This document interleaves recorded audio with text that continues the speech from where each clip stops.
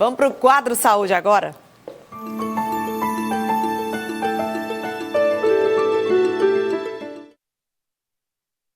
E hoje no quadro Saúde a gente vai falar sobre fibromialgia. É uma doença reumatológica que afeta a musculatura, causa muita dor, também está associada a vários outros sintomas. E para trazer detalhes, para explicar as causas também, tratamentos, a gente vai conversar aqui no estúdio com a médica reumatologista Bruna Santos. Muito bom dia, seja bem-vinda. Bom dia, obrigada pelo convite. Doutora Bruna, nem sempre é fácil reconhecer de cara que a pessoa que está com essa doença, como diagnosticá-la, né? Por quê? O diagnóstico é difícil porque não existe um exame específico para que seja feito. É um diagnóstico que a gente considera como clínico. Então, é muito importante a conversa entre médico e paciente, que hoje realmente na medicina está um pouco mais complicado, né, esse tempo de qualidade, e um exame físico bem feito. Além disso, é muito importante a gente excluir outras condições que têm sintomas semelhantes.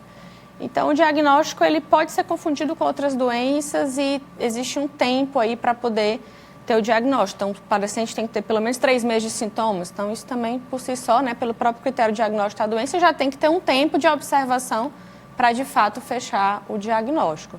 Mas não é simples. Não é simples. Pode ser confundido com que tipo de doenças, por exemplo? Pode ser confundido com doenças endócrinas e, principalmente, por exemplo, alterações da tireoide, infecções virais mais crônicas e, principalmente, com outras doenças reumáticas. É o principal desafio, é diagnosticar com diferencial com artrite reumatoide, com lúpus, com espondiloartrite, que são outras doenças que também causam dor no corpo e nas articulações. Esse é o principal desafio diagnóstico. Então, para quem está em casa nesse momento, a gente vai aproveitar para mostrar quais são os sintomas clássicos, os mais comuns que afetam as pessoas com fibromialgia. Por exemplo, olha, dor por mais de 3 meses em qualquer parte do corpo, que é uma dor generalizada, né? Tem algumas partes que dói mais, mas o corpo ele sente muito. Presença de pontos dolorosos na musculatura, alteração do sono e fadiga também é um dos reflexos para a fibromialgia. Essas são algumas dos sintomas. Também tem quadro de depressão ou ansiedade. Já já você vai explicar por quê. Alteração do hábito intestinal, alterações cognitivas, falta de memória, concentração, acho que tudo isso está relacionado à quantidade de sintomas, né? Isso pode afetar também a parte cognitiva. Agora, chama atenção bastante também para o quadro de depressão e ansiedade. Sim, a gente não tem como saber muito bem o que é que vem primeiro, né? Mas fato é, paciente com dor crônica, a chance de evoluir com quadros depressivos é muito alto. Pela limitação que o paciente tem no dia a dia para atividades habituais. A gente não está falando de atividades de alta performance, a gente está falando de coisas do dia a dia, em que a pessoa fica extremamente limitada, a ausência do trabalho, a ausência das relações familiares e de amizade. Então, tudo isso traz um impacto muito negativo para a saúde mental da pessoa. E por que a doença afeta mais as mulheres do que homens? Isso é a pergunta de milhões. Porém, a gente sabe que, assim, como é uma doença ainda de causa exatamente desconhecida, a gente vê fatores de risco. Então, realmente, ser mulher é um fator de risco. Talvez tenha a ver com as questões hormonais. Tem outras doenças reumáticas que também têm mais incidência feminina e já foi comprovado essa questão da parte hormonal, como o lúpus. De fibromialgia ainda não está muito bem comprovado, mas a gente acha que tem uma influência e não tem como excluir a questão social da mulher, que é uma questão hoje que a mulher tem tripla jornada de sobrecarga, né, de trabalho, cuida da casa, cuida dos filhos, trabalha fora.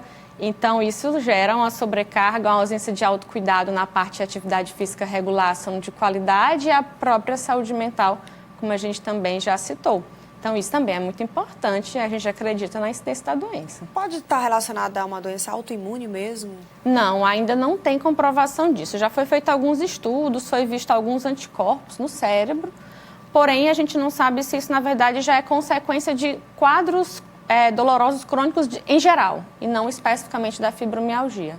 Então, no momento, ela não é considerada uma doença autoimune. Vamos falar de tratamentos, né? Porque a ciência tem evoluído em relação a esse olhar de aliviar mais a vida das pessoas que estão passando por esse problema e que passam meses a fio sentindo esses sintomas? A gente tem muitos estudos na área de tratamento, porém, o que às vezes é desafiador é que o tratamento não medicamentoso é que é o mais importante, não é os remédios em si. E isso exige muito do médico em convencer o paciente a ele ser motivado a mudar hábitos de vida, que é um desafio.